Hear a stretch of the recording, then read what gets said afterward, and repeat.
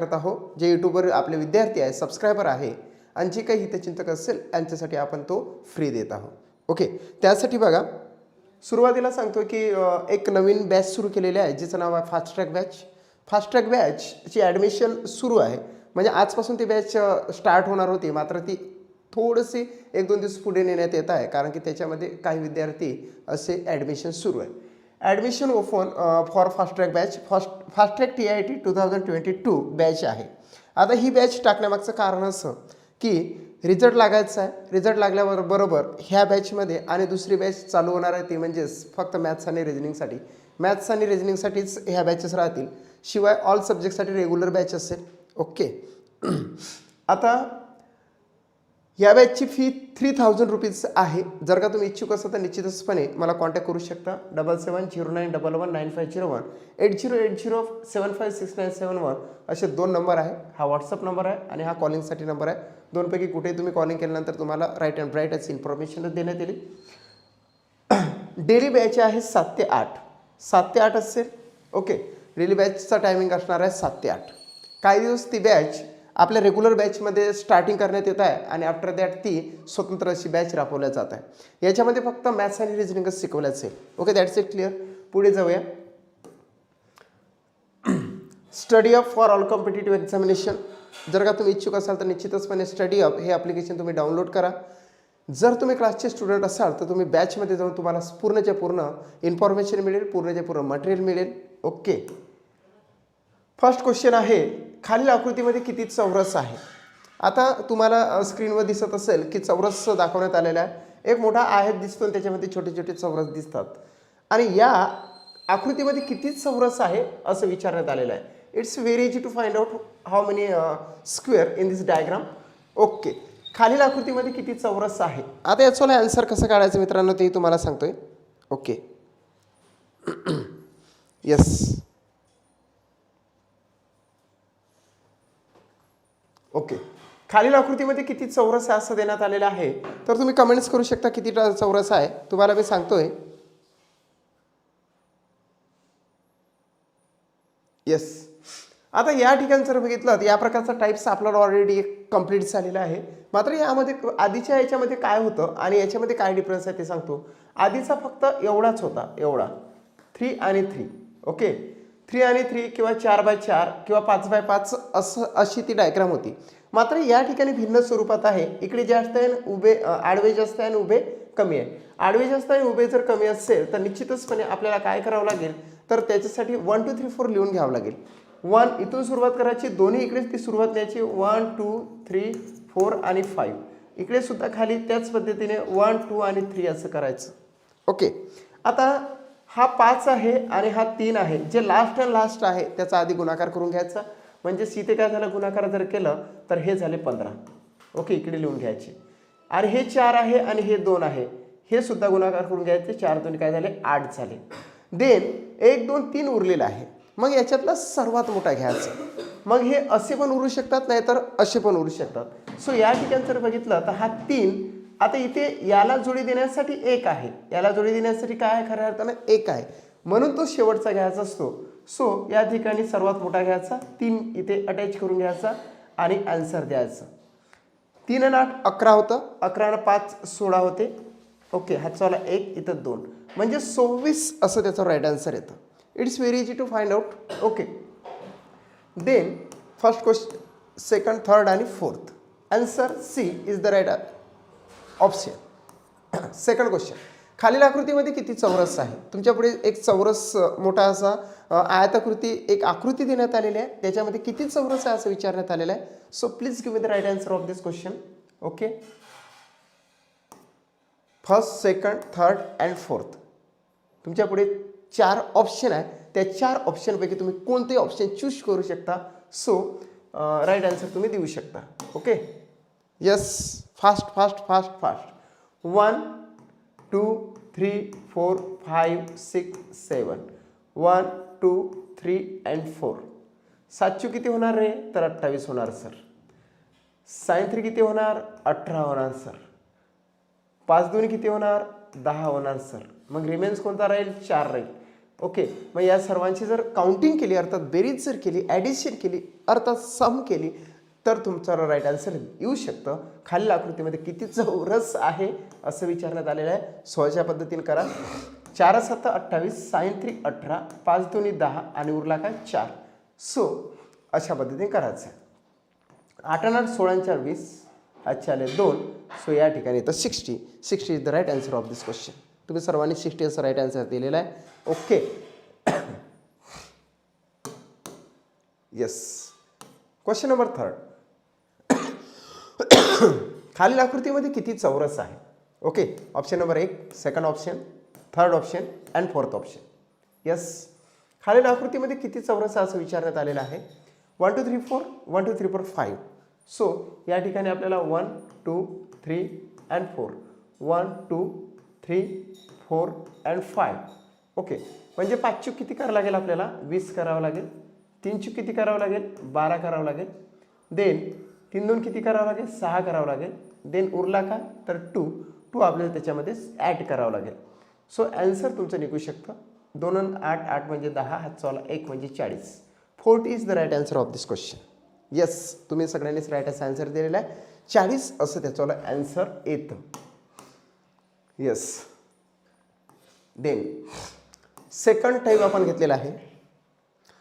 40 मुलांच्या रांगेत उजवीकडून सतीश 25व्या क्रमांकावर आहे आणि डावीकडून सतीश किती क्रमांकावर उभा आहे?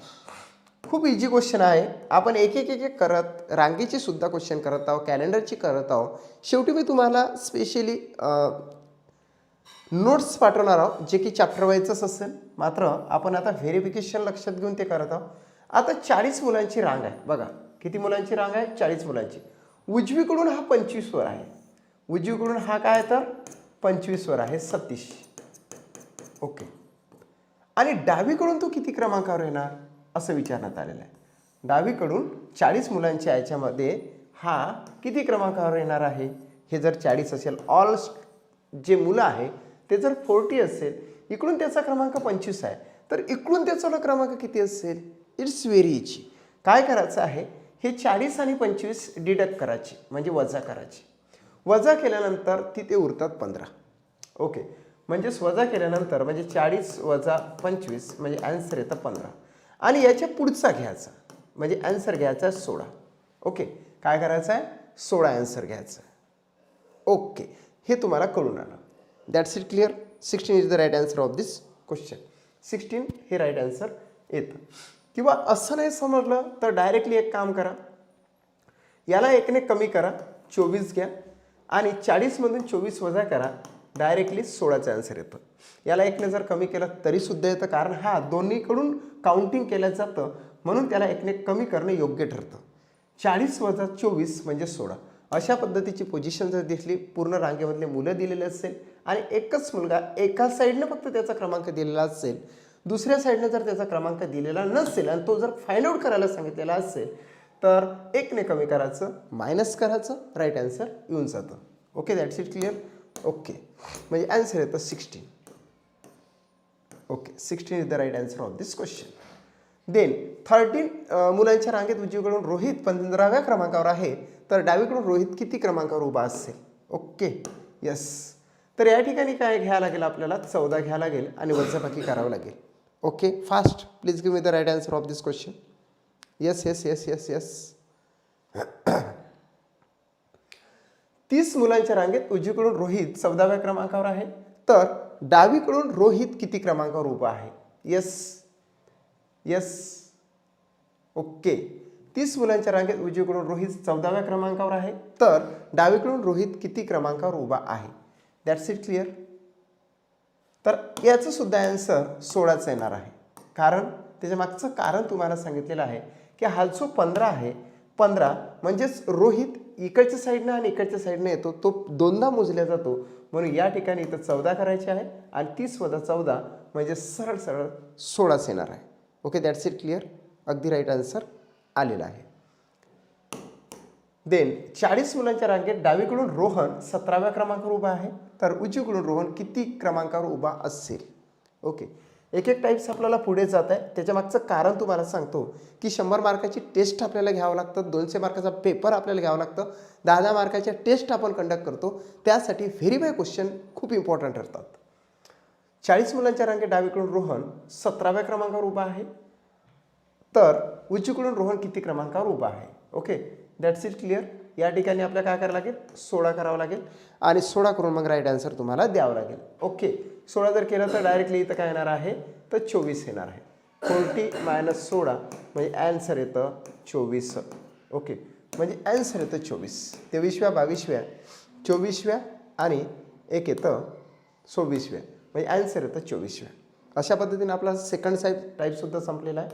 देन थर्ड टाईप घेऊ आपण. ओके, खाली प्रत्येक प्रश्नात 2 विधाने 1 आणि 2 दिलेली आहे. विधानं तुमच्या पुढे आहे. एक्स या देशाने आपल्या नागरिकांसाठी पासपोर्ट अनिवार्य केला आहे. सेकंड आहे, एक्स देशाला अवैध स्थलांतराच्या समस्येला तोंड द्यावे लागत आहे. अशी 2 विधान दिलेले आहे. हे विधान एकतर स्वतंत्र कारण असू शकतात. हे विधान एकतर स्वतंत्र कारण असू शकतात. याचं एक स्वतंत्र कारण असू शकतं किंवा स्वतंत्र कारणाचे परिणाम असू शकतात. पॉसिबिलिटी काय आहे की हे एकतर स्वतंत्र कारण असू शकतं, नाहीतर त्या कारणाचा परिणाम असू शकतं. म्हणजे एक कारण असू शकतं, दुसरं परिणाम असू शकतं, दुसरं कारण असू शकतं, तिसरं परिणाम असू शकतं, अशासारखं. यापैकी एक विधान इतर विधानाचा परिणाम असू शकते. दोन्ही विधाने वाचा आणि खालीपैकी कोणत्या उत्तराचा पर्याय या दोन्ही विधानामध्ये संबंधाचे वर्णन करतो ते ठरवा. 2 विधाने दिलेली आहे. हे स्वतंत्र विधाने आहेत हे स्पष्ट आहे, परंतु याच्यातला एक कारण असू शकतं, एक परिणाम असू शकतं. जर कारण नसेल आणि परिणाम नसेल तर निश्चितचपणे त्याच्यावर स्वतंत्र कारणं असू शकतात. म्हणजे या ठिकाणी 2 पॉसिबिलिटी आहे, एक कारण परिणाम आणि दुसरं स्वतंत्र कारण. ओके, हा जो टाईप्स आहे खूप महत्त्वाचा आहे, बरोबर वाचा. एक्स या देशाने आपल्या नागरिकांसाठी पासपोर्ट अनिवार्य केलेला आहे. एक्स देशाला अवैध स्थलांतराच्या समस्येला तोंड द्यावे लागत आहे. आता काय होतं, आपल्या देशामध्ये जम्मू आणि काश्मीर आहे, तिथे बॉर्डर आहे, परंतु आपली BSF त्या ठिकाणी कार्यरत असल्याकारणाने फक्त घुसखोरी ते लोक करू शकतात, मात्र स्थलांतर होऊ शकत नाही.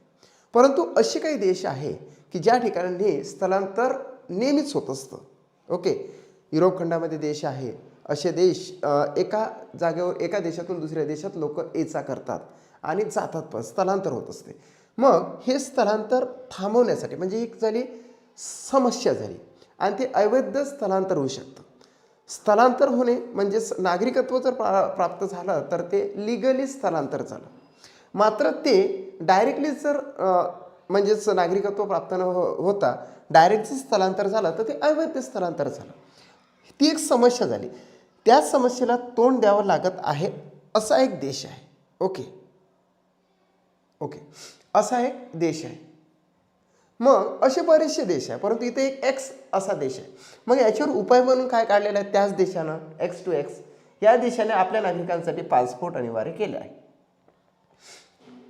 जर आपल्या देशामध्ये म्हणजे आपल्या नाही ह्या एक्स देशामध्ये जर पासपोर्ट अनिवार्य केलेला असेल आणि तो जर चेकिंग झाला, ज्यांच्याकडे नसला तर तो अवैध स्थलांतरित होणार आहे. म्हणजेच काय,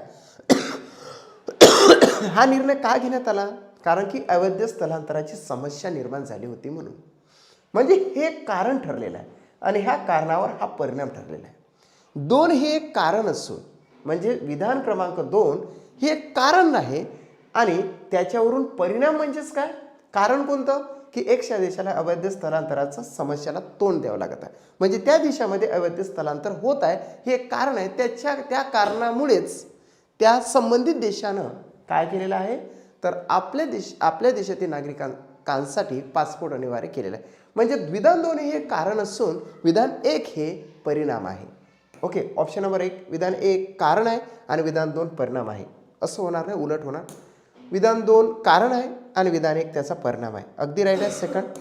तिसरं आहे विधान 1 आणि 2 ही स्वतंत्र कारणे आहेत. असं नाही, दोघांचं एकामेकाशी इंटर रिलेशन दिसून येतं. म्हणजेच ते ए आणि बी मध्येच त्याचा राईट आन्सर असतं, सी मध्ये ते येणार नाही. आणि चौथं, जर काहीच सहसंबंध नसेल विधान 1 आणि 2 मध्ये तर निश्चितचपणे आपल्याला डी हे आन्सर द्यावं लागेल. विधान 1 आणि 2 ही दोन्ही स्वतंत्र कारणाचे परिणाम आहे. म्हणजेच ऑप्शन ए आणि बी पैकीच आन्सर येऊ शकतं, सी आणि डी येणार नाही. कारण की हे दोन सहसंबंधित अशी विधान आहे आणि विधान 2 हे कारण असून विधान 1 हे परिणाम आहे. So B is the right answer of this question. That's it. Clear. Second question. खाली प्रत्येक प्रश्नात 2 विधाने 1 आणि 2 दिलेली आहेत. ही विधान एक तर स्वतंत्र कारण असू शकतात किंवा स्वतंत्र कारणाचे परिणाम असू शकतात. यापैकी एक विधान इतर विधानाचा परिणाम असू शकतो. दोन्ही विधाने वाचायची आहे आणि खालीलपैकी कोणत्या उत्तराचा पर्याय या दोन्ही विधानामध्ये संबंधाचे वर्णन करतो ते ठरवायचं आहे. विधान आपल्या पुढे आहे. कार्यालयात गैरवर्तनापासून महिलांचे संरक्षण करण्यासाठी सरकारने एक विशेष कायदा तयार केलेला आहे. सेकंड विधान आहे कार्यालयात महिलांवरील गैरवर्तनाच्या घटनांमध्ये वाढ होत आहे. आता काय झालं, ऑफिस जर म्हटलं तर त्या ऑफिसमध्ये सपोज असं लक्षात घ्या की महिलांवरील गैरवर्तनाच्या घटनांमध्ये वाढ होत आहे, सतत वाढ होत आहे. ओके, सतत वाढ होत आहे. कुठल्या तरी एखाद्या कार्यालयामध्ये किंवा जनरली कार्यालयामध्ये महिलांवरील गैरवर्तनाच्या घटनांमध्ये वाढ होत आहे असं विधान सेकंड दिलेलं आहे. आणि त्यामुळे काय केलं सरकारने या कार्यालयात होणाऱ्या गैरवर्तनापासून महिलांचे संरक्षण व्हावे यासाठी एक कायदाच करून टाकलेला आहे. म्हणजे गैरवर्तन दिसून आलं, संबंधित जो कोणी गैरवर्तन करत असेल त्याला डायरेक्टली तुरुंग, अशा पद्धतीने कायदा तयार केलेला आहे सरकारने. का केलेला आहे? कारण की कार्यालयामध्ये सरकारला महिलांवरील गैरवर्तनाच्या घटना दिसलेल्या आहे.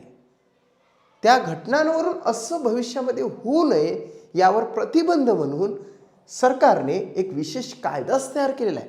म्हणजे विधान 2 एक कारण आहे आणि विधान 1 हे परिणाम आहे. विधान 2 एक काय आहे? कारण आहे. विधान 1 कारण नाही, विधान 2 कारण आहे. विधान 2 काय आहे? कारण आहे आणि 1 परिणाम आहे. Yes. So B is the right answer of this question. Same to same. Question number 9. उदारीकरणाच्या धोरणाने आपल्या देशात अनेक बहुराष्ट्रीय कंपन्यांना आकर्षित केले. बहुराष्ट्रीय कंपन्यांकडून भारतीय उत्पादकांची तीव्र स्पर्धा आहे. ओके, आता या ठिकाणी जर लक्ष घेतलं तर उदारीकरणाच्या धोरणाने आपल्या देशात अनेक बहुराष्ट्रीय कंपन्यांना आकर्षित केलेले. उदारीकरण म्हणजे काय? कुठली कंपनी कुठल्याही देशात जाऊन आपलं उत्पादन निर्माण करू शकते. ओके, ते झालं कंपनीच्या संदर्भातील उदारीकरण. ओके, ते धोरण आहे ते आपल्या देशात सुद्धा राबवलं जातं. मग अनेक बहुराष्ट्रीय कंपन्या आपल्या देशात आकर्षित झालेल्या आहेत. भारतामध्ये लँड आहे, तिथे पठार जास्त आहे, मग अशा ठिकाणी आणि पाण्याची मुबलकता आहे आपल्या देशामध्ये. सो काही भाग जर सोडला तर बऱ्याचशा ठिकाणी पाण्याची मुबलकता असल्याकारणे इतर देशातील म्हणजेच फॉरेनमधल्या ज्या कंपन्या आहेत आपल्या देशामध्ये आकर्षित झालेल्या आहे किंवा आपण भारतामध्ये जाऊन आपलं प्रोडक्शन निर्माण करू. ओके, मग झालं असं की बहुराष्ट्रीय कंपन्यांकडून भारतीय उत्पादकांशी तीव्र स्पर्धा आहे. मग ह्या काय झाल्या? बाहेरच्या कंपन्या म्हणजे बहुराष्ट्रीय कंपन्या आपल्या देशामध्ये आल्या आणि आपल्या देशामध्ये आल्यानंतर आपल्या देशातील कंपन्या ज्या आहे, फॉर एक्झाम्पल टाटा आहे. ओके, मग अशा प्रकारच्या ज्या कंपन्या आहेत त्या कंपन्यांना त्या बहुराष्ट्रीय कंपन्यांशी स्पर्धा करावं लागत आहे. सो बहुराष्ट्रीय कंपन्यांकडून भारतीय उत्पादकाशी तीव्र स्पर्धा आहे. त्यांची आपल्या देशातील कंपन्यांशी तीव्र स्पर्धा सुरू झालेली आहे. का झाली? कारण की कारण काय आहे? 1 आहे आणि 2 इफेक्ट आहे. ओके, एक कारण आहे, जर त्या कंपन्या आल्या नसत्या आपल्या देशामध्ये त्या आकर्षित झाल्या नसत्या, आपल्या देशामध्ये त्याने प्रोडक्शन निर्माण केलं नसतं तर मग स्पर्धा झाली असती का? नाही. म्हणून 1 हे कारण आहे, 2 हे परिणाम आहे. So option number A, B, C आणि D. विधान हे कारण आहे आणि विधान 2 त्याचा परिणाम आहे. So option number A is the right answer of this question. कारण परिणामाच्या संदर्भात सुद्धा तुम्ही लक्ष घेतलं. याआधी आपण सर्व काही असे जे थोडे एक करत आपण ते पण कंप्लीट करत आहोत. इनवर्ड्समध्ये असणारे जे प्रॉब्लेम्स आहे ते सुद्धा आपण कंप्लीट करतच आहोत. ओके, देन 10वा क्वेश्चन. खालील प्रत्येक प्रश्नात 2 विधाने 1 आणि 2 दिलेले आहे. हे विधान एकतर स्वतंत्र कारणे असू शकतात किंवा स्वतंत्र कारणाचे परिणाम असू शकतात. यापैकी एक विधान इतर विधानाचा परिणाम असू शकते. सेम टू सेम आहे, काहीच फरक नाही. त्याच्यामध्ये जी सूचना दिलेली आहे सेम टू सेम आहे. आधीच्या याच्याशी रिलेटेड आहे, मात्र याच्यामध्ये थोडंसं वेगळंपण आहे. बघा काय म्हणतंय विधान 1. विद्यापीठ प्राधिकरणाने प्रत्येक वर्षी मार्च-एप्रिलमध्ये सर्व सत्रांत परीक्षा घेण्याचे ठरवलेले आहे. विद्यापीठ प्राधिकरण असतं, म्हणजेच युनिव्हर्सिटी असतं. युनिव्हर्सिटी प्रत्येक वर्षी त्यांनी ठरवलेलं आहे मार्च आणि एप्रिलमध्ये आता आपण परीक्षा घेऊया, जेणेकरून त्यांना वेळेत निकाल घोषित करता येईल. मार्च आणि एप्रिलमध्ये जर परीक्षा घेतल्या, विद्यापीठ असं ठरवतं, डिसाईड करतं की जर आपण मार्च किंवा एप्रिलमध्ये जर आपण परीक्षा घेतल्या तर निश्चितचपणे काय होणार आहे की निकाल हा लवकर लागेल. मार्च एप्रिल मेमध्ये तो निकाल लावण्यासाठी आपल्याला वेळ मिळेल, म्हणून जेणेकरून त्यांना वेळेत निकाल घोषित करता येईल. ओके, असं त्याच्या मागचं आहे. सेकंड काय म्हणते हे पहिलं वाचून घेतलं आपण की विद्यापीठ प्राधिकरणाने प्रत्येक वर्षी मार्च आणि एप्रिलमध्ये सर्व सत्रांत परीक्षा घेण्याचं ठरवलेलं आहे आणि त्याच्यातच त्याचं कारण त्यांनी दिलेलं आहे, जेणेकरून त्यांना वेळेत निकाल घोषित करता येईल. इथेच कारण दिलेलं आहे, फक्त पहिल्या स्टेटमेंटचं इथं कारण दिलेलं आहे. सेकंड बघा काय म्हणते, विद्यापीठामार्फत घेण्यात आलेल्या परीक्षांच्या उत्तरपत्रिका तपासणाऱ्या शिक्षकांच्या कमतरतेमुळे लक्षात घ्या, कमतरतेमुळे मागील काळात निकाल घोषित करण्यात बराच मोठा विलंब झाला होता. आता बघा, विद्यापीठामार्फत घेण्यात आलेल्या परीक्षांच्या उत्तरपत्रिका तपासणाऱ्या शिक्षकांच्या कमतरतेमुळे. आता विद्यापीठामध्ये एक विद्यापीठ 5-5 जिल्ह्यांना कंडक्ट करत असते. 5-5 जिल्ह्यामध्ये असणारे जे महाविद्यालय आहे, कॉलेजेस आहे, याच्यामध्ये परीक्षा कंडक्ट करते त्याच्याशी रिलेटेड. मग परीक्षा कंडक्ट केल्यानंतर जे काही परीक्षा होते, परीक्षेचे जे पेपर येतात, ते परीक्षेचे पेपर तपासण्यासाठी काय होतं, शिक्षकाच्या कमतरतेमुळे मागील काळात म्हणजेच निकाल घोषित करण्यात बराचसा मोठा विलंब झालेला होता. मागील वर्षी तसं झालेलं होतं की उत्तरपत्रिका तपासणाऱ्या शिक्षकाच्या कमतरतेमुळे मागील काळात निकाल घोषित करण्यात बराचसा विलंब झालेला होता. मागच्या वर्षी खूप वेळ झालेला होता कशासाठी, उत्तरपत्रिका तपासण्यासाठी. ओके, मग आणि पहिल्या ह्याच्यात काय म्हणते की विद्यापीठ प्राधिकरणाने प्रत्येक वर्षी मार्च एप्रिलमध्ये सर्व सत्रांत परीक्षा घेण्याचे ठरवले, जेणेकरून त्यांच्या वेळेत निकाल घोषित करता येईल. आता 1 आणि 2 मध्ये कारण परिणाम तुम्हाला दिसून येत नाही, थोडा स्लाइटली दिसून येतं आणि स्लाइटली दिसून येतं म्हणूनच अशा प्रकारचा प्रश्न आपल्याला देण्यात आलेला आहे. ज्यांनी स्लाइटली हा जास्त प्रमाणात लक्ष घेतला तर तो असं म्हणू शकतो की कारण हे 2 आहे आणि 1 हे परिणाम आहे, परंतु तसं नाही. या ठिकाणी हा टाईप्सच वेगळा आहे. याच्या ठिकाणी या 1 मध्येच इथलं त्यांना वेळेत निकाल घोषित करता येईल हे कारण त्यांनी दिलेलं आहे, परंतु याचा एकमेकाशी काही एक संबंध नाही. इथे बघा, मार्च आणि एप्रिलमध्ये सर्व सत्रांत परीक्षा घेण्याचे ठरवलेले आहे. त्याचं कारण आहे की त्यांना वेळेत निकाल घोषित करता आला पाहिजे म्हणून. दुसरं आहे, विद्यापीठामार्फत घेण्यात आलेल्या परीक्षांच्या उत्तरपत्रिका तपासणाऱ्या शिक्षकांच्या कमतरतेमुळे मागील काळात निकाल घोषित करण्यात बराचसा विलंब झालेला होता. ओके, का की शिक्षकाच्या कमतरतेमुळे विलंब झालेला होता.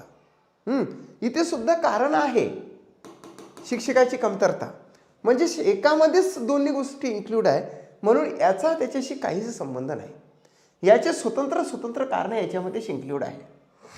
याचे स्वतंत्र कारण याच्यामध्येच जर इन्क्लूड असेल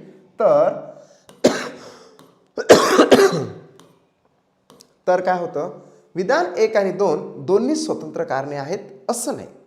दोन्ही स्वतंत्र कारणे आहे का फक्त, नाही. तर विधान 1 आणि 2 दोन्ही काही सामान्य कारणाचे परिणाम आहे.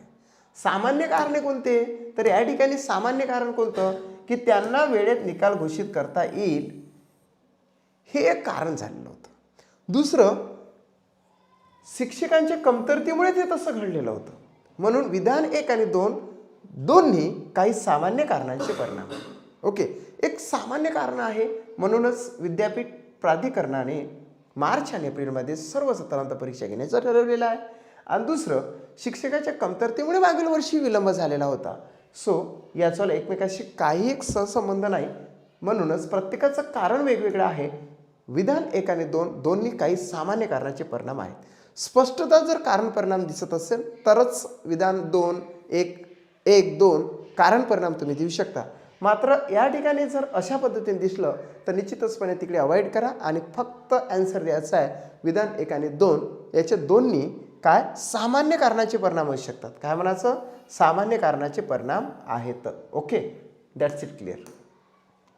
सेकंड बघा, आता याच्यावर लक्ष देत तुम्हाला, ग्रामीण भागात दारू पिण्याचे प्रमाण वाढत आहे आणि शहरी भागात सुद्धा दारू पिण्याचे प्रमाण वाढत आहे. आता काय आहे, याच्याशी सहसंबंध आहे का? काहीच नाही. दारू पिण्याचा सहसंबंध आहे. आपण असा विचार करू शकतो की ग्रामीण भागामध्ये जास्तीत जास्त दारू असल्या कारणानं ती सप्लाय होत असेल शहरी भागामध्ये, आणि सप्लाय झाली की मग तिथले सुद्धा लोक दारू पित असेल, दारुडे झालेले असेल. परंतु तसं नाही मित्रांनो, तसं नाही. बघा, ग्रामीण भागात दारू पिण्याचे प्रमाण वाढत आहे. आपण काही विचार करू शकतो ना, मग कारण परिणामाच्या संबंधात याचा एकमेकांशी संबंधित काही याचा सहसंबंध नाही. याचं कारण वेगळं असू शकते आणि याचं कारण वेगळं असू शकतं. दारू पिण्याचं प्रमाण वाढत आहे. का परिणाम वाढत आहे? प्रमाण वाढत आहे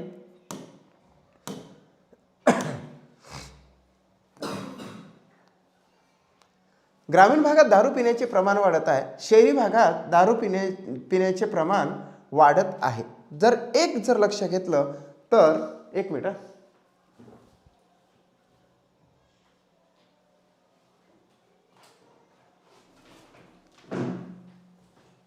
ओके. तर या ठिकाणी जर लक्ष घेतलं, 1 आणि 2 ग्रामीण भागात दारू पिण्याचे प्रमाण वाढत आहे आणि दुसरे शहरी भागात सुद्धा दारू पिण्याचे प्रमाण वाढत आहे. या ठिकाणी कुठलंही एक असा सहसंबंध नाही, पण आपल्याला वाटतं इंटर रिलेशन आहे. फक्त दारू पिण्याचं प्रमाणाच्या संदर्भात या ठिकाणी देण्यात आलेलं आहे, ग्रामीण भाग आणि शहरी भाग. Okay, that's it. Clear? Brightness कमी करा थोडं, आता नाही होणार ते. ओके, सो या ठिकाणी सुद्धा याचे स्वतंत्र कारणं असू शकतात. ग्रामीण भागात दारू पिण्याचं प्रमाण का वाढत आहे? टेन्शन असेल असे म्हणू शकतो आपण. त्याच्यानंतर मिळाला असेल कुठल्या तरी याचा पैसा, मिळतोय मधून, जर एखाद्याच्या शेतातून जर समजा एखादा हायवे गेला तर त्याच्याला भरमसाठ पैसा मिळतो आणि अख्खाच्या अख्खा गाव असं श्रीमंत होऊन जातं रातोरात. मग त्यावेळेस वाढू शकतं प्रमाण. शहरी भागामध्ये दारू पिण्याचं प्रमाण का वाढत आहे तिथे आपण म्हणू शकतो ना की बाबा पेमेंट जास्त वाढलं असेल, काही कारणं असू शकतात. म्हणून कारणं ही त्याच्यावर प्रत्येकाची स्वतंत्र कारणे येऊ शकतात. म्हणजेच विधान 1 आणि विधान 2 दोन्ही स्वतंत्र कारणे नाही आहे, कारणं नाही हे. दोन्ही स्वतंत्र कारणे आहेत. म्हणजे दोन्ही कारणं आहे का? नाही. तर ते विधान 1 आणि 2 दोन्ही काही सामान्य कारणांचे परिणाम आहे. काही सामान्य कारणं असेल जे मी तुम्हाला आता 2-3 सांगितले त्याचे परिणाम आहे. हे परिणाम आहे जे 1 आणि 2 मध्ये दिलेले आहे, ते दोन्ही परिणाम आहेत. Okay, so D is the right answer of this question. All स्वतंत्र नाही होणार. हे दोन्ही बघा, लक्षात घ्या, हे दोन्ही कारणं आहेत का? कारणं नाही, हे परिणाम आहेत, परिणाम. हे 2 कारणं नाहीत, एवढं लक्षात घ्या. जर कारणं असेल तरच तुम्ही सी म्हणू शकता. हे कारणं आहेत का? ग्रामीण भागात दारू पिण्याचे प्रमाण वाढत आहे. दारू पिण्याचं प्रमाण वाढत आहे. प्रमाण वाढत आहे म्हणजे हा परिणाम झाला.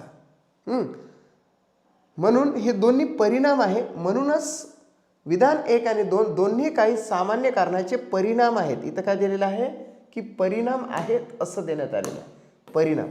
सो हे दोन्ही काय आहे तर परिणाम आहे, ज्या त्या भागातले. ग्रामीण भागातला आहे, शहरी भागातला. That's it. क्लिअर? सरकार डिझेल वाहनावर अतिरिक्त कर लावत आहे. सरकार विद्युत वाहनावर अनुदान देत आहे. आता या ठिकाणी सुद्धा तसंच आहे. सरकार, गव्हर्नमेंट डिझेल वाहनावर अतिरिक्त कर लावत आहे. काहीतरी कारण असेल, डिझेल वाहनच बंद करून टाकायचं असेल. दुसरं, सरकार विद्युत वाहनावर अनुदान देत आहे. आणि दुसरीकडे काय की सरकार विद्युत वाहनावर अनुदान देत आहे. सरकारला विद्युत वाहनच आणायचे असेल मार्केटमध्ये, इलेक्ट्रॉनिक व्हेकल्स, बाईक्स बघा, पेट्रोलवर चालणाऱ्या ज्या बाईक्स आहेत त्या बंदच करायच्या सरकारला. त्याच्या जागेवर इलेक्ट्रॉनिक बाईक आणलेले आहे. ओके, म्हणजेच एक प्रकारचं लक्ष घेतलं तर गव्हर्नमेंट विद्युत वाहनावर अतिरिक्त कर का लावत आहे की कारण असू शकतं ना त्याचंवालं की डिझेल वाहनच बंद करायचे आहे आणि विद्युत वाहनावर अनुदान देत आहे. आणि सरकार विद्युत वाहनावर अनुदान म्हणजे सबसिडी देत आहे की बाबा एवढे रुपये कमी द्या तरी विद्युत वाहन घ्या. कारण आहे, कुठलं तरी कारण असेल ना हे करण्यामागे. म्हणजे हे दोन्ही काय आहे तर परिणाम आहे, परिणाम आहे, कारण नाही. ओके, कारण याच्या मागचं काही असू शकतं. डिझेल वाहनावर अतिरिक्त कर लावता, आपण सामान्यपणे असं म्हणू शकतो की सरकारला डिझेल वाहनं बंदच करायची, डिझेल पेट्रोलवरचे जे काही वाहन आहे ते बंदच करायचे, म्हणून सरकार डिझेल वाहनावर अतिरिक्त कर लावत आहे. म्हणजे परिणाम झाला. ओके, कारण ते बंद करण्याचं असेल. ओके, दुसरं, सरकार विद्युत वाहनावर अनुदान देत आहे. अनुदान देत आहे म्हणजेच काय, सरकार इलेक्ट्रॉनिक व्हेकल्सवर सबसिडी जाहीर करत आहे. का करत आहे? कारण की त्यांना मार्केटमध्ये तेच आणायचं आहे. कारण आहे ना, कारण असेल सरकारच्या हे धोरण राबवण्यामागे कारण आहे. वर आहे डिझेल वाहनं बंद करणे आणि खाली आहे कारण की जास्तीत जास्त विद्युत वाहनच निर्माण करणे किंवा त्याचा खप वाढवणे. ओके, म्हणजे दोन्ही परिणाम आहे आणि ते एकमेकाशी रिलेटेड सुद्धा नाही. जर रिलेटेड असतं तर आपण कारण परिणाम म्हटलं असतं, मात्र इथं दोन्ही परिणाम आहे म्हणून आपण त्याला म्हणू शकतो विधान 1 आणि 2 दोन्ही काही सामान्य कारणाचे परिणाम आहेत. सामान्य कारण आहे याच्या मागे. वरच्याच्यात कारण आहे की डिझेल वाहनं बंद करणे असं कारण असू शकतं. खालच्या ह्याच्यामध्ये विद्युत वाहनावर अनुदान देय करत आहे म्हणून विद्युत वाहनाचा खप वाढवत आहे असं काहीतरी कारण असेल. म्हणून हे दोन्ही काय आहे तर परिणाम आहेत. Okay, that's it. Clear? Okay, yes. 13वा क्वेश्चन बघा. राईट. खूप इझी क्वेश्चन आहे मित्रांनो. सर्वच्या सर्व क्वेश्चन आपण 2017चे ॲनालिसिस करत आहोत. एका महिन्याच्या अंडरमध्ये सर्वच्या सर्व कंप्लीट होणार सिलेबस. कारण की डेली 10 टाईप्स होतात. 10 टाईप्स म्हटलं तर आठवड्यामध्ये आपल्याकडे 60 टाईप्स होतात आणि 240 महिन्याला टाईप्स होतात आणि जास्तीत जास्त 240 प्रकारचे टाईप्स आहेत. त्याच्यापेक्षा जास्त टाईप्स येत पण नाही परीक्षेमध्ये. ठीक आहे, म्हणजे एका महिन्याचा तो सिलेबस आहे. आफ्टर दॅट आपण संभाव्य सिरीजसुद्धा चालू करतो. आता या ठिकाणी जर म्हटलं तर हे सोप्यातून कठीणाकडे जात असतात असे क्वेश्चन्स. आता आपण हा अगदी सोपा असा घेतलेला आहे आणि तो तुम्हाला येतं पण. अनुक्रमे 5, 10, 15 डॉट डॉट डॉटचे 90 पद शोधा. आता याच्यामध्ये फक्त तुम्हाला टेबल्स माहीत पाहिजे, अर्थात तुम्हाला पाढे माहीत पाहिजे. 5 1 5, 5 2 10, 5 3 15, 5 4 20, 5 5 25, 5 6 30, 5 7 35, 5 8 40, 5 9 45. 5 9 काय रे हे 45 झालं. म्हणजे हा 5चा पाळा आणि 5 5 5 5 त्याच्यामध्ये दिलेला आहे. ओके, जर इथं 5 असेल, इथे 5 डिफरन्स असेल तर 5चा पाडा म्हणायचा आणि हा 5 आणि 9चा गुणाकार करायचा. जर डिफरन्स सारखा असेल तर, डिफरन्स सारखा नसेल तर डेमो वेगळा येणार आहे. लक्षात आलं? डिफरन्स हा सारखा आहे, दोन याच्यातला डिफरन्स सारखा आहे 5 5 5 5 म्हणून 5 9 45 असं डायरेक्टली आन्सर तुम्ही देऊ शकता. Yes, 45 is the right answer of this question. प्रत्येक टाईपशी रिलेटेड 10 क्वेश्चन्स एक्स्ट्रा सुद्धा तुम्हाला टेस्टमध्ये मिळणार आहे. ओके, आजची टेस्ट ही पोस्टपोन झाली, उद्या ती होणार आहे. ओके, अनुक्रमे 8 16 24 32 चे 8वे पद शोधा. याच्यामध्ये हा टाइप्स खूप इझी आहे कारण की प्रत्येकामध्ये डिफरन्स बिटवीन किती आहे 8 8 8 म्हणून 8 8 64 64 is the right answer of this question. 64 right answer यायला पाहिजे. 8 8 किती 64. जर डिफरन्स सारखा असेल तर आपण काय करायचं आहे फर्स्ट, आणि इथे जे पद विचारलं वे 8वे 9वे 10 तर त्या ठिकाणी डायरेक्टली गुणाकार करायचा आहे. 8 8 इज 64. यस, 15वा क्वेश्चन बघा. अनुक्रमे 30 60 90 120 डॉट डॉट डॉटचे 10वे पद शोधायचे. खूप इझी क्वेश्चन आहे. Okay, please give me the right answer of this question. 30. Okay, fast. Difference किती आहे बघायचं. अशा क्वेश्चनमध्ये आधी बघायचं डिफरन्स किती आहे. डिफरन्सच सारखा असेल तरच. इथं 30 30 30चा डिफरन्स आहे म्हणून फर्स्ट आणि वे पद याचा गुणाकार करायचा. 330 आहे 300 आन्सर येणार आहे. So A is the right answer of this question. Okay, अगदी सोपा हा टाईप्स आहे, मात्र याच्यातला कठीण सुद्धा टाईप्स येणार आहे. ओके, 16वा क्वेश्चन बघा. 12:46 मिनिट आणि तास काट्यांच्या दरम्यान कोणता कोण असेल. खूप इझी आहे मित्रांनो हा टाईप्स. याच्यात तुम्हाला ट्रिक सांगतो, बघितल्याबरोबर कसं आन्सर काढायचं ते तुम्हाला सांगतो. काय करायचं आहे आपल्याला की असे 2 भाग करून घ्यायचे, याचे निम्मे करायचे डायरेक्टली. याचे निम्मे किती होणार आहे 23. असे दूर लिहायचे 23. याचे निम्मे किती करायचे 23 करायचे.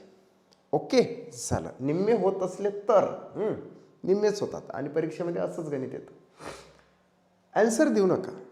तुम्हाला माहीत आहे हा टाईप्स तुम्ही कुठून तरी शिकलेले असता, मात्र तुम्ही आता हे ट्रिक्सनं लक्षात घ्या. याची निम्मे करायची 23 आणि ह्या 2ची बेरीज याच्यामध्ये टाकायची. 3 आणि 2 किती 5, 3 आणि 2 किती 5, या ठिकाणी टाकायचे 5. झालं म्हणजे 253 झाले या ठिकाणी. क्षणात ते तुमचं काम होऊन जाणार. 253. ओके 253 झाले. आता 253 झाल्यानंतर हा जो 12 आहे ना तर याला 3 न गुणाकार मारायचा. 12 3 36 आणि एक 0 वाढवून द्यायचं. म्हणजेच 12 गुणिले 30 करायचे डायरेक्ट. 12 ते किती 36 म्हणजे 360 झाले. 360 मधून हा वजा करायचा. झालं. ओके 12 ते किती 36, 12 ते किती 36, 360 लिहूनच घ्यायचे आणि याच्या निम्मे काय घेतले 23 आणि हा 3 आणि 2 काय केला 5. याची वजाबाकी करायची. डायरेक्टली तुमचं आन्सर निघून जाणार आहे. या ठिकाणी 7 आले. 7 इथे हातचा दिला, इथे 0 आला, इथे 1 आला. म्हणजे 107 डिग्री आन्सर येतं. 107 डिग्री बघितल्याबरोबर तुम्ही आन्सर काढू शकता. It should be very bright tricks. Okay from study math. Yes 107 107 107 107. Okay right आहे 107. येस कळलं तुम्हाला. Then 17वा question. 10:36 ला आता या ठिकाणी काय करा तुम्ही 18 घेणार. 18 घेतले आणि 8 आणि काय करायचं इथे 9 घ्यायचा. ह्या आणि याची बेरीज करायची. 198 झाले. ओके म्हणजे 198 आपल्याला घ्यायचे.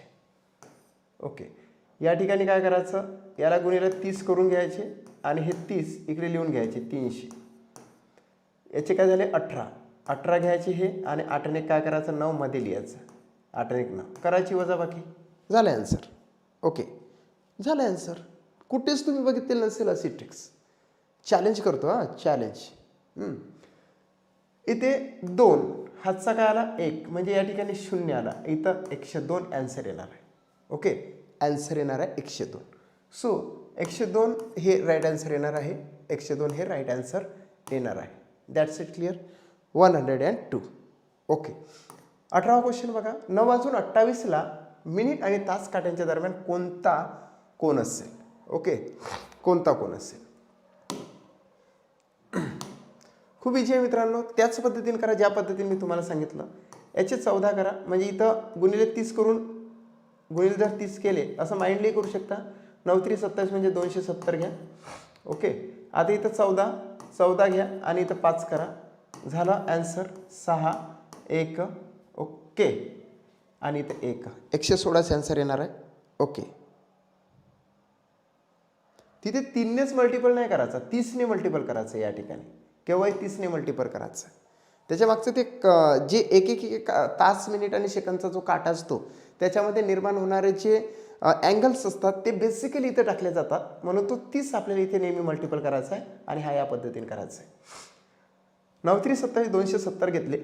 देन या ठिकाणी काय केलं की याच्यात 14 घेतले आणि याच्याला एक मदत 5 घेतलं. डायरेक्टली आन्सर 116 डिग्री आलेला आहे. 116 डिग्री. ओके क्लिअर झालं. मात्र 116 डिग्री.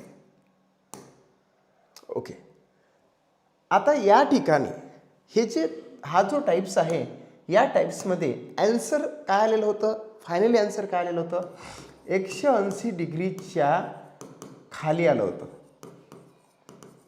180 डिग्रीच्या कमी आलेलं होतं. कमी म्हणा खाली म्हणा. ओके पण जर 180 डिग्रीच्या जर वर आलं तर काय करायचं असा सुद्धा प्रश्न विचारलेला आहे. दोन्ही प्रकारचे प्रश्न टी8ला 2017 मध्ये विचारलेले आहे. ओके तर ते सुद्धा आपण करूया.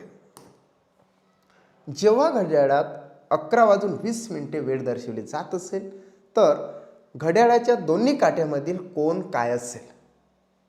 इजी आहे मित्रांनो. काय करायचं या ठिकाणी सेम टू सेम तसं करायचं. इथे काय केले 30 घेतले. ओके 11 3 33 घेतले म्हणजे 330 घेतले आपण. 30 केव्हा करायचे 11 3 33 330. Okay clear. आता याचे काय केले 10 केले. 10 केले इथे 10 केले. ओके 10 केले. मात्र 0 ने 1 काय होतं 1 होतं म्हणून इथे 1 लावला. फर्स्ट आणि लास्टचे बेरीज करावं लागते म्हणून 1 आधी लावला. तर आन्सर काय आलं हे तर सुपर फास्ट नसेल तर तुम्हाला 220 आलं मित्रांनो आन्सर. परंतु हे जे आन्सर आहे 180 डिग्रीच्या पेक्षा जास्त आहे, जास्त आहे. मग जास्त जर असेल तर काय करावं लागेल?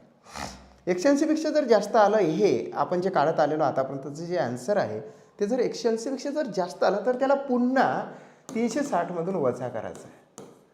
पुन्हा ॲट लास्ट फायनली आन्सर काढण्यासाठी पुन्हा त्याला 360 मधून वजा करावं लागतं. 220 किंवा असंही करू शकता तुम्ही, 360 वजा 220 असं होरिझॉन्टली करू शकता. 0 0 6तून 2 गेले 4 राहिले आणि इथं आला 140 डिग्री होतं. 360 वजा 220 म्हणजे 140 होतं. ओके, हे एक लक्षात ठेवायचं, बी केअरफुल राहायचं. आणि हे ऑप्शन कधी देत नसते 220. मग आपल्याला वाटतं की चुकलं की काय बाबा आपलं, नाही, ते चुकलं नसतं, आपलं राईट असतं इथपर्यंत. मात्र हे जर 180 पेक्षा जर जास्त आलं तर निश्चितचपणे पुन्हा त्या 360 मधून वजा करायचं असतं. हे महत्त्वाचं आहे.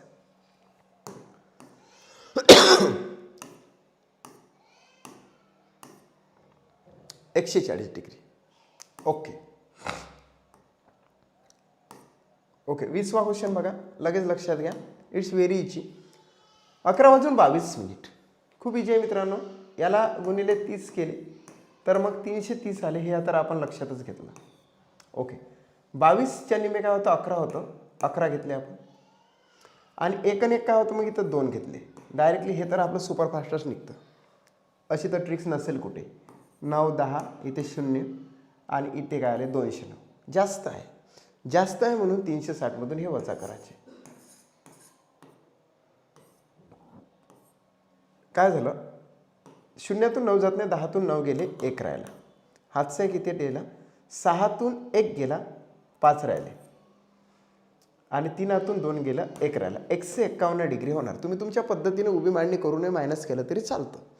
360 वजा 209 is equal to 151 degree. That's it. Clear. Odd number आले तर त्यावेळेस आपण नेक्स्ट जो टाईप्स आहे तो पण लक्षात घेऊया. ऑड नंबरसाठी इथे 5.5ने मल्टिपल करायचं असतं ऑड नंबर जर आला या ठिकाणी तर. ओके, परंतु सुटेबली असं असतं की टेटमध्ये जास्तीत जास्त प्रमाणात किंवा कुठल्याही परीक्षेमध्ये जास्तीत जास्त इथे इव्हनच नंबर दिला जातो. सो हा जो टाईप्स आहे या टाईप्सचे रिलेटेड आपण लक्ष देतो. ज्यावेळेस आपण तो ऑड नंबरचा टाईप्स आणू त्यावेळेस तुम्हाला त्या पद्धतीने सांगणार आहोत. ओके, कारण की याच्यामध्ये मला दुसऱ्या प्रकारचा टाईप्स टाकायचा नाही. ओके, टाईप्स मला जास्तीत जास्त क्लिअर करून घ्यायच्या. प्रत्येक टाईप्सशी रिलेटेड 10-10 मार्काची तुमची टेस्ट कंडक्ट करायची आहे. ओके, 100 मार्कामध्ये त्याला वेटेज द्यायचं आहे. म्हणून तुम्हाला सांगतो इथे जर ऑड आला तर आपण दुसऱ्या टाईप्सचं लक्षात घेऊ ना. ओके, म्हणजे हे या पद्धतीने लक्षात घ्या. 151 डिग्री. ओके, हां, तब्येत बरोबर नाही आहे आज म्हणून लक्षात घ्या. वातावरण चेंज झालेलं होतं आणि म्हणूनच टेस्ट पण नाही घेतली आज. Okay, 151 degree. जेव्हा घड्याळात 10:10 वेळ दर्शवली जात असेल तर घड्याळाच्या दोन्ही काट्यामध्ये कोण काय असेल? It's very easy. खूप इजी आहे मित्रांनो. या ठिकाणी जर म्हटलं तर आता बघा, आता तुम्ही काय म्हणणार की इथे गुणिले 30 घेतले तर इथं 30 × 300 आपण असं तर माइंड कॅल्क्युलेशन करूनच लक्षात घेऊ शकतो. आता हालचो याचा निम्मे काय होतं, 5 होतं. 5. आता 5 लिहायचा कसा, हा एक महत्त्वाचा प्रश्न आहे. तर 5 लिहायचा कसा तर इथे 5 लिहायचा आणि इकडे 0 लिहायचा. मात्र 0.5 म्हणणार ना याला. काय म्हणणार तुम्ही, 0.5 म्हणणार ना. 10 जर असेल म्हणजे सपोज जर इथं समजा 12 आले तर 0 लिहायचा. सपोज जर 18 आले तर 0.9 लिहायचा. एवढं फक्त बी केअरफुल, काळजी घ्यायचं. म्हणजे या ठिकाणी जर म्हटलं तर 0.5 झाले. 0.5 झाले तर 5 आणि 0 म्हणजेच किती, मग पुन्हा 5 हे झाले त्याची बेरीज. मग या ठिकाणी जर बघितलं तर 5 हातचाला 1 म्हणजे इथं 4 झाले, इथं हातचाला 1, 245 डिग्री येतं. परंतु 245 डिग्री राईट आन्सर नाही. ओके, मग त्याला काय करावं लागेल आपल्याला, 360 मधून काय करावं लागेल, वजा करावं लागेल. 0तून 5 गेले म्हणजे 10तून 5 गेले, 5 राहिले. हातचा 1 आपण इथे देऊ. 6तून 5 गेले, 1 राहिला. ओके, आणि 3तून 2 गेले, 1 राहिला. म्हणजे 115 डिग्री राईट आन्सर येणार आहे. खूप कठीण गणित आहे, मात्र ते अतिशय सोपं झालेलं आहे. अतिशय सोपं. 10च्या निम्मे 0.5 करायचं, 0 आणि 5 इकडे लिहायचं, त्या दोनची ॲडिशन इथे मधात लिहून टाकायची. झालं 55. ओके, मग 300 वजा 55 जर म्हटलं तर 245 झाले. 245 हे 180 पेक्षा जास्त दिसून येतात. मग म्हणूनच आपण 360 मधून ते वजा केले, झालं ना clear. Okay, that's it clear. म्हणजेच ॲन्सर येतं काय तर 115. Okay, yes 115, that's it clear. कुठल्याही याचावाला कोण काढायला आपण लक्ष घेतलं, म्हणजे घड्याळाची टाईम कोणती असू द्या, त्या घड्याळाच्या टाईमवर तुम्हाला कोण काढायला दोन्ही मी टाईप्स लक्ष घेतले. ते मात्र इव्हनचे होते. इव्हन म्हणजे सम होतं, त्या मिनिटामध्ये समसंख्या येत होती. विषम असेल त्यावेळेस विषम आपण नेक्स्ट लेक्चरमध्ये घेणारच. आता बघा, अशा प्रकारचा क्वेश्चन विचारला जातो. आग्नेय ही उत्तर दिशा उत्तर झाल्यात, ईशान्य ही पश्चिम, आणि अशा तऱ्हेने इतर दिशा झाल्यास मग पश्चिम काय होईल.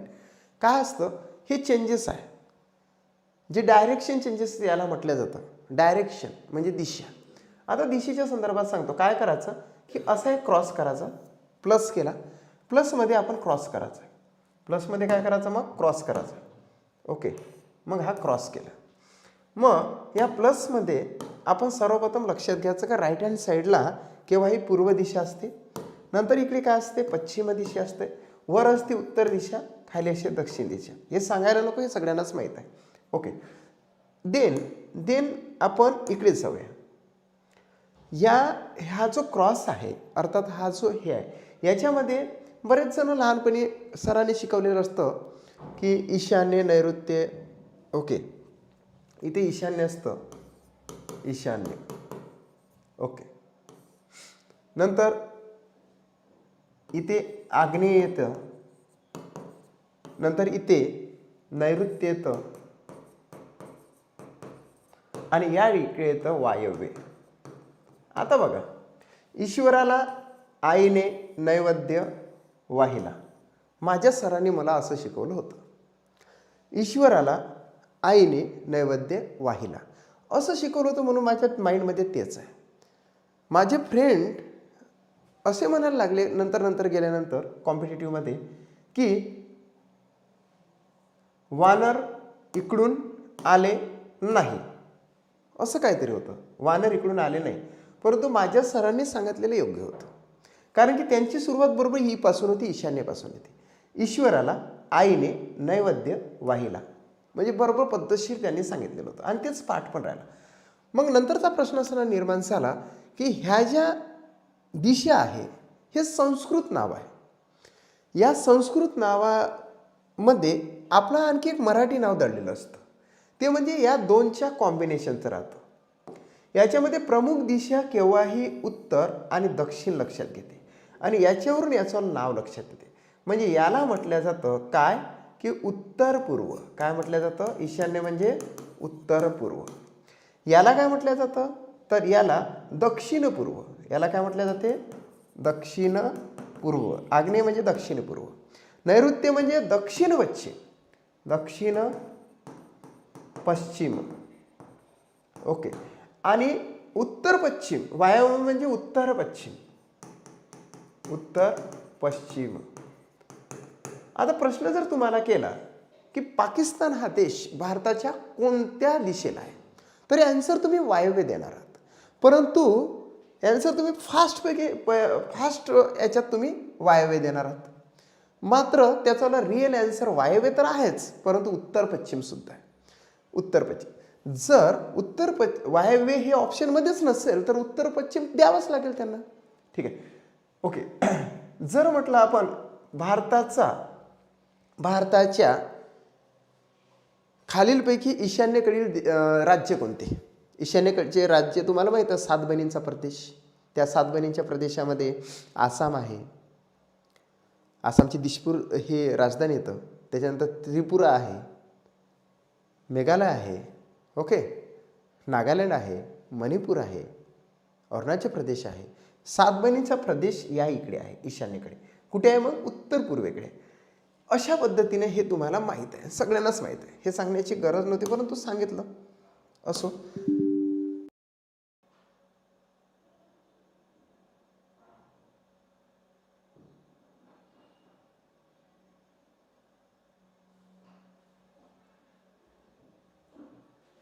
हॅलो.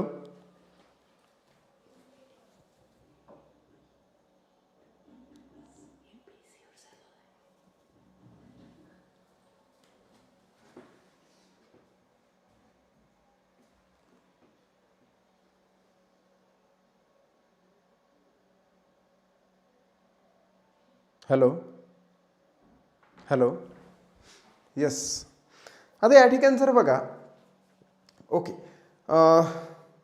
बाय मिस्टेक दुसऱ्या चॅनलवरून लिंक टाकण्यात आली. ओके, म्हणून सॉरी, हे आत्ता माहीत झालं की दुसऱ्या चॅनलवरून ती लिंक गेली म्हणून. ठीक आहे, लक्षात घ्या.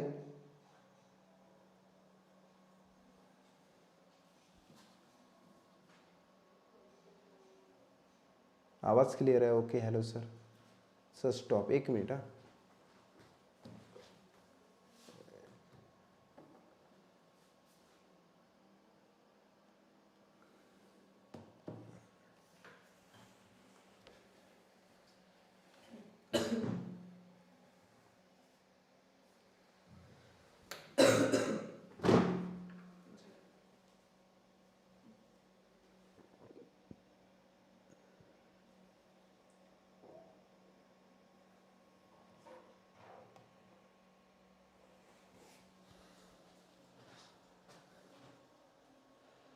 येस, आता बघा, आवाज क्लिअर आता दिसतं का रे?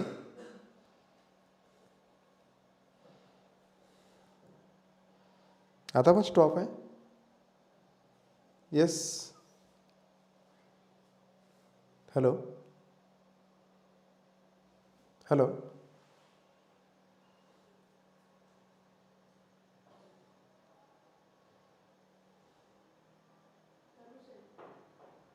Okay, yes, clear. आता या ठिकाणी जर बघितलं तर एवढं सारं आपल्याला करावं लागतं. तर आपण इथं लक्षात घेऊया, हे काढण्याची आपल्याला गरजच नसली पाहिजे. मग याचा आन्सर काय तर ते तुम्हाला माहीत आहे की आग्नेय हे उत्तर झाली आणि ईशान्य हे पश्चिम झाले, म्हणजे 3 स्ट्रोकनं अँटी क्लॉकवाईज केले. आणि म्हणूनच आपण मग पश्चिम काय होईल तर पश्चिम सुद्धा असंच पुढे जावं लागेल. 1 2 3, पश्चिम हे आग्नेय होणार. पश्चिम हे काय होणार आहे? आग्नेय होणार आहे. आग्नेय होणार आहे. आग्नेय आन्सर आहे. परंतु आग्नेय जर ऑप्शनमध्ये नसेल आणि ऑप्शनमध्ये आग्नेय नाहीच आहे, तर आपल्याला आन्सर द्यावं लागेल दक्षिण पूर्व. काय द्यावं लागेल? दक्षिण पूर्व. मग हे ग्राफिंगच काढायचं नाही आणि माइंड कॅल्क्युलेशन जर करायचं असेल तर काय करायचं? काय करायचं तर ओके, तर तुम्हाला माहिती आहे या ठिकाणी. तर एक लक्षात ठेवा किंवा थोडीफार ग्राफिंग काढले तरी चालते, कारण की प्रत्येकाला ते अवगत होणार नाही. जे मी स्किल सांगणार आहे ते अवगत होणार नाही. सो फास्टपैकी काय करायचं आपण, एक फक्त अवॉइड करा की या ठिकाणी हा एवढी बाजू तुम्ही लक्षातच घेऊ नका. ही एकच फक्त लक्षात घ्या, आग्नेय ही उत्तर झाली, बस एवढंच. याचं काही घेणदेण नाही, कारण हे सेम टू सेम असतं. हे तुम्ही याच्यात टाईम वेस्ट करू नका. डायरेक्टलीच पश्चिम काय होईल एवढंच फक्त लक्षात ठेवा. फास्टपैकी असं काढायचं, असं करायचं. ईशान्य, आग्नेय, नैऋत्य आणि वायव्य, उत्तर, दक्षिण, पूर्व, पश्चिम घ्यायचं. आग्नेय ही उत्तर झाली. 3 स्ट्रोक इकडे गेला तर पश्चिम हे काय होणार आहे? पश्चिम हे आग्नेय होणार. ओके, आग्नेय ही उत्तर झाली तर पश्चिम हे काय होणार आहे? आग्नेय होणार. आग्नेय म्हणजेच काय? दक्षिण पूर्व. काय येणार आहे? दक्षिण पूर्व. झालं ना आन्सर? दक्षिण पूर्व. That's it. क्लिअर? यस. पुन्हा सांगा सर प्लीज. ओके सांगतो बघा तुम्हाला सांगतो आता पद्धतशीर, पण लक्षात घ्या. आग्नेय ही उत्तर झाल्यास ईशान्य ही पश्चिम, आणि अशा तऱ्हेने इतर दिशा झाल्या मग पश्चिम काय असेल. या ठिकाणी फक्त एकच त्याचा स्ट्रोक लक्षात घ्या, तो म्हणजेच काय? आग्नेय ही उत्तर झाल्यास, बस एवढंच लक्षात घ्या. मधलं डायरेक्ट काही का असो तर कॅन्सलच करा डायरेक्ट, आणि म्हणायचं की पश्चिम हे काय होईल. डायरेक्ट आग्नेय ही उत्तर, आग्नेय उत्तर हे पण लिहायचं नाही, मी फक्त लिहून दाखवतो. तर पश्चिम इज इक्वल टू व्हॉट. झालं. इथं 2 पॉईंट्स केले तरी चालते असं. मग फास्टपैकी असं काढायचं डायरेक्ट बघा, खाट असं. एवढं तर तुम्हाला काढता येतं. इथे म्हणायचं पूर्व, इथे म्हणायचं पश्चिम, इथे म्हणायचं उत्तर, इथे म्हणायचं दक्षिण, याला म्हणायचं ईश्वराला आईने नैवेद्य वाहिला. झालं. ओके, आता आग्नेय ही उत्तर झाली म्हणते. आग्नेय ही उत्तर झाली. 1 2 3 उत्तर झाली 3 यानं. असंच मग काय म्हणते पश्चिमे काय होणार, टक टक टक टक टक असंच इकडून पुढे यायचं पश्चिमे 1 2 3 पश्चिम ही आग्नेय होणार आहे. ॲन्सर हे झालं ॲन्सर आग्नेय.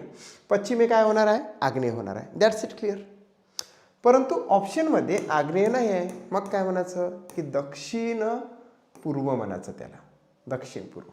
ओके क्लिअर झालं. येस क्लिअर झालं ते बरोबर, तुम्हाला कळलं ते. आता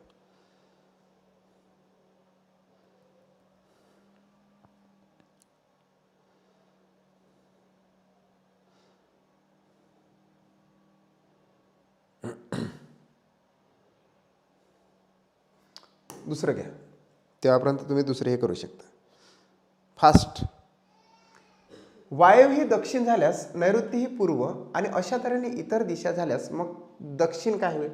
काहीही करू नका, इथं असंच दिलेलं असतं. एखाद्याच वेळेस बाय मिस्टेक दिलं तर दिलं डायरेक्ट. बघा नैऋत्य ही पूर्व काही घेणं देणं नाही, डायरेक्टलीच इथं दक्षिण हे काय होईल.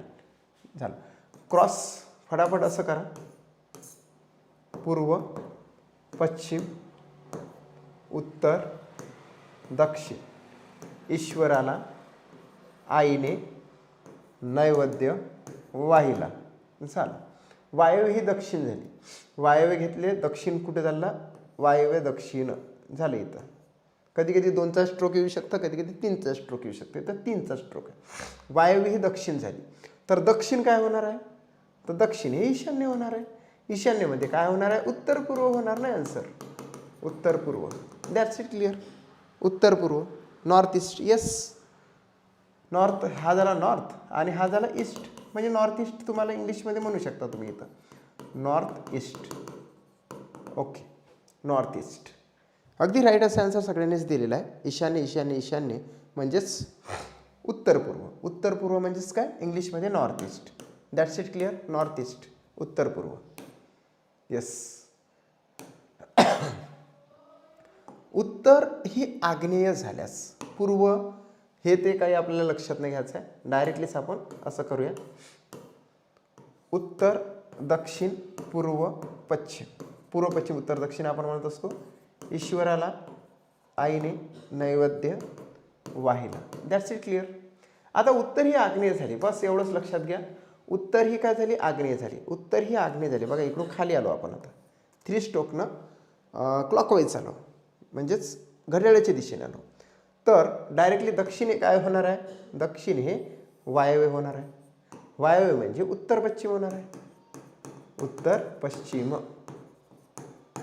उत्तर पश्चिम. येस उत्तर पश्चिम वायव्य. अगदी राईट असा आन्सर दिलेला आहे तुम्ही. उत्तर पश्चिम म्हणजेच वायव्य. इथं कधी कधी 2 न पुढे येऊ शकतं, ह्यातल्या मधल्याला काहीच महत्त्व राहत नाही, कारण की हे सेम टू सेम कॉपी असते याच्यावाली. म्हणून फक्त इथं डायरेक्टलीच म्हणायचं उत्तर यास आग्नेय तर दक्षिण यास काय. उत्तर यास आग्नेय तर दक्षिण यास काय. बस एवढंच केलं तरी फास्टमध्ये तुमचा आन्सर निघून जातं. ओके उत्तर पश्चिम असं राईट आन्सर आलेला आहे. That's it clear. ओके बघा उत्तर पश्चिम. 25वा क्वेश्चन आहे आणि गुणोत्तर काढण्याच्या संदर्भात आहे. तृतीय गुणोत्तर विचारलेलं आहे मात्र. ओके महत्त्वाचं आहे गुणोत्तर, मात्र तृतीय गुणोत्तर काय असतं. ओके तर या ठिकाणी काय करायचं, खूप इझी आहे मित्रांनो. तृतीय गुणोत्तर असेल तर जे नवीन स्टुडंट क्लासला जोडलेले आहेत, फास्ट ट्रॅकच्या बॅचला सुद्धा बऱ्याचशा विद्यार्थ्यांची ॲडमिशन झालेली आहे. ओके ते सुद्धा उद्यापासून आपल्या ह्याच बॅचमध्ये इन्क्लूड करणार आहोत काही दिवसांसाठी. आफ्टर दॅट ती स्वतंत्र बॅच मी काढणार आहोत परीक्षेचा निकाल लागल्याबरोबर. ओके 9 आणि 12चे तृतीय गुणोत्तर काय आहे. या ठिकाणी जर बघितलं तर हा जो तृतीय गुणोत्तर जर म्हटलं तर सरळ दुसरी जी संख्या असते याची करायची वर्ग, याचा वर्ग करायचा. 144 येतं, तो याच्या डोक्यावर न्यायचा 144. ओके डायरेक्टली भाग द्यायचा, आन्सर तयार राहतो. 9 1 9, 9 1 9. 15 मधून 9 गेले, उरले 5, झाले 54. म्हणजे 9 सकम 54. आन्सर येतं 16. आन्सर काय येतं 16. 16 is the right answer of this question. Okay yes 16. 26वा क्वेश्चन घ्या. खूप इझी आहे मित्रांनो. It's very easy to find out. Okay खूप इझी आहे. प्रत्येकच टाईप्सवर 10 क्वेश्चन्स तयार केले जातात. 10-10 मार्काच्या बऱ्याचशा टेस्ट आहे. तुम्ही टेस्ट सिरीजसुद्धा जॉईन करू शकता. क्लासच्या व्यतिरिक्त जर विद्यार्थी असेल तर त्यांना सांगू इच्छितो की तुम्ही टेस्ट सिरीजसुद्धा जॉईन करू शकता. ओके. 8 आणि 12चे तृतीय गुणोत्तर आहे. 8 आणि 12चे तृतीय गुणोत्तर आहे. सो इथे सुद्धा तुम्ही 144 घेऊ शकता.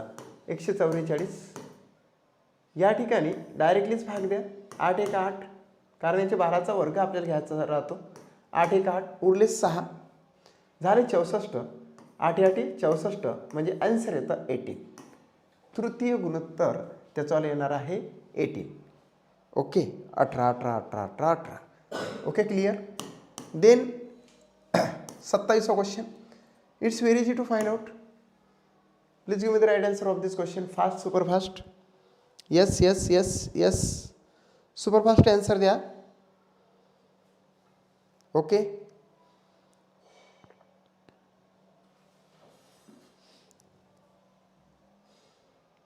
यस. 8 आणि 20चे तृतीय गुणोत्तर आहे. खूप इझी आहे. 50 असं राईट आन्सर आलेला आहे. या ठिकाणी जर म्हटलं तर 20चा वर्ग 400 होते आणि 8 1 8 8 5 40 हा शून्य इथं लावून दिला तर आन्सर येतं 50. D is the right answer of this question. 400 भागीला 8 जर केलं तर 50 आन्सर येतं. सो तृतीय गुणोत्तर येतं त्याचं 50. ओके. देन 28वा क्वेश्चन आहे. सरासरी काढण्याच्या संदर्भात आहे आणि सिंपल सरासरी घेण्यात आलेली आहे. ॲव्हरेज सिंपल क्वेश्चन सुद्धा अगदी सिंपल आहे, परंतु सरासरीचे क्वेश्चन्स हे अपग्रेडचे येतात, म्हणजेच कठीण सुद्धा येतात. त्यातला हा सोपा क्वेश्चन आहे असं लक्षात घ्या. मात्र यानंतर पॉईंटच्या याची बेरीज विचारले जाणार तुम्हाला. पॉईंट तर याच्यामध्येच घेतला असेल बहुतेक, किंवा मूळ संख्येच्या संदर्भातील वेगवेगळ्या संख्येच्या संदर्भात सुद्धा सरासरी विचारल्या जात असते. सो प्रत्येकच वेगवेगळ्या ट्रॅक्सची असणारी ॲव्हरेज काढणारे वेगवेगळे टाईप्स आपल्याला लक्षात घेता. त्याचाला हा पहिला टाईप्स असं लक्षात घ्या. आता सरासरी म्हणजे ॲव्हरेज. ॲव्हरेजसाठी एक पहिली गोष्ट एक लक्षात घ्यायची की किती घटक किती संख्या देण्यात आलेल्या आहे ते लक्षात घ्यायचं. इथे 1 2 3 4 4 या संख्या देण्यात आलेल्या आहे. याच्या खाली डायरेक्ट 4 लिहून घ्यायची. 1 2 3 4 4 या संख्या देण्यात आल्या, याच्या खाली 4 लिहून घ्यायचे आणि मग सगळ्यांची काय करायची, बेरीज करायची आणि ही बेरीज इच्छे इथं लिहून टाकायची. 7 आणि 4 11 4 15 आणि 5 20 म्हणजे 20 येते या ठिकाणी. झालं आन्सर. म्हणजेच या ठिकाणी जर बघितलं तर 7 आणि 4 11 आणि 4 15 आणि 5 20 20 भागिले 4 येतं. म्हणजे 4 1 4 4 5 20 आन्सर येतं सरासरी 5. 5 is the right answer of this question. It's very easy. परंतु हे इझी आहे मित्रांनो. परंतु ज्यावेळेस मूळ संख्यांची सरासरी विचारली तर तुम्हाला मूळ संख्या माहीत पाहिजे. ओके. म्हणजे सरासरी वेगवेगळ्या घटकाशी रिलेटेड असते. ॲव्हरेज हे वेगवेगळ्या घटकाशी रिलेटेड असल्या कारणाने तुम्हाला बाकीचे नॉलेज पाहिजे. एक एक करत आपण एक टाईप्स हा पूर्ण करणारच आहोत. सो याच्यातला सिंपल असा टाईप आपण लक्षात घेतला. जेवढे घटक असेल 1 2 3 4 4 आहे म्हणून डिवायडेड बाय 4 करायचं. याची बेरीज करून याच्या डोक्यावर लिहायची, इच्छा येतच त्याला भाग द्यायचा. झालं क्लिअर. ओके. 5. Then next. किती घटक आहेत? 1 1 2 2 3 4 5 6 6 आहे. डिवायडेड बाय 6 करा. या सर्वांची बेरीज करा. ओके. बेरीज करत असाल तर काय करायचं आहे की 3 आणि 7 10 10 आणि 7 16 16 आणि 8 24 24 ने 7 30 30 आणि 5 35 ने हा अर्धा 36 येणार आय थिंक. 6 1 6 6 7 36. सर्वांची जर बेरीज केली 0.5. इथे तुम्ही लक्षात घ्या 5.5 आणि 3.5 म्हणजे हे येतं 9. असे केलं तर चालते. 9 आणि 7 16 16 आणि 6 22 22 आणि 8 30 30 आणि 7 36 असे केलं तरी चालतं. 6 7 36. So B is the right answer of this question. Yes, 6 is the right answer of this question. Okay. There is a last question. 30वा क्वेश्चन आहे. किती घटक आहे ते लक्षात घ्या आणि राईट आन्सर देण्याचा प्रयत्न करा. It's very easy. खूपच इझी आहे मित्रांनो. फक्त पॉईंटची बेरीज तुम्हाला लक्षात घ्यावं लागेल. किती घटक आहे? 1 2 3 4 5 6 7 8 8 घटक आहे. डिवायडेड बाय 8 करायचं आहे. नंतर हे सर्वांची बेरीज करायची आहे. बेरीज करत असाल तर थोडंसं लक्ष द्या. याचं आणि याचं कनेक्शन लावा. याचं आणि याचं कनेक्शन लावा. काय होतं ते बघा. हा 9 आणि 7 16 आणि हा 17 याचे झाले 17. ओके. हे कॅन्सल मारा. नंतर 5.5 आणि 49.5 म्हणजे हे येतं 49, 54, 55 हे कटमारा इकडे 55 लिहा. आणि मग सर्वांची बेरीज तुम्ही कशी ओरिजेंटल अशी केली तरी चालतं. 55, 17, 61, नंतर मग 4, नंतर 2 आणि नंतर 5 अशी केली तरी चालतं बेरीज, डझंट मॅटर. मात्र ते डोक्यावरच लिहायची. 5 2 7 7 4 11 आणि 1 12 12 न 7 19 19 ने 20 आणि 4 24 6 आले 2 आता 8 आणि 9 9 4 9 5 14 144 येतात मित्रांनो वर. ह्या सगळ्यांची बेरीज किती येतं 144. So therefore 144 divided by 8 answer. Okay 18 answer आलेला आहे.